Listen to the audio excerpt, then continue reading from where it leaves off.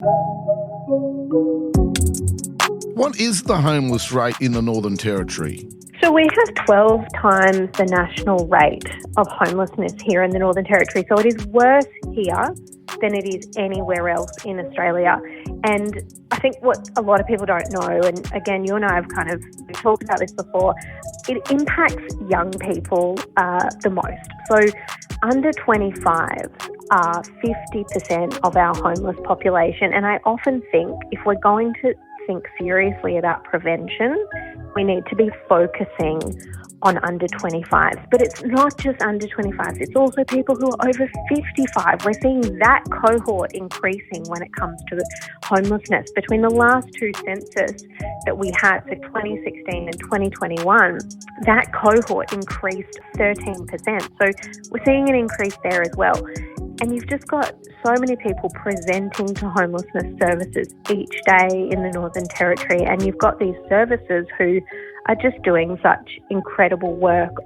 Homelessness can happen to anyone. It's a common and a really big experience here in the Northern Territory that affects so many people, and there's so much disadvantage out there, and we really need to address it as a real issue in our society. Otherwise, none of us can really move forward meaningfully. Listening to the voices of those people, the homeless people, the strategy's design was also informed by those voices of homeless people with lived experience. Do you know what their main concerns were? For a lot of people, it's just about the accessibility of services and the accessibility of housing. And it goes back to that issue that we spoke about earlier, is that there's not enough housing. So even if someone accesses a service, that's great. That service can support them and the people in the services do great work. But then what's next? If you can't get the housing, it's really hard to exit homelessness in the long term.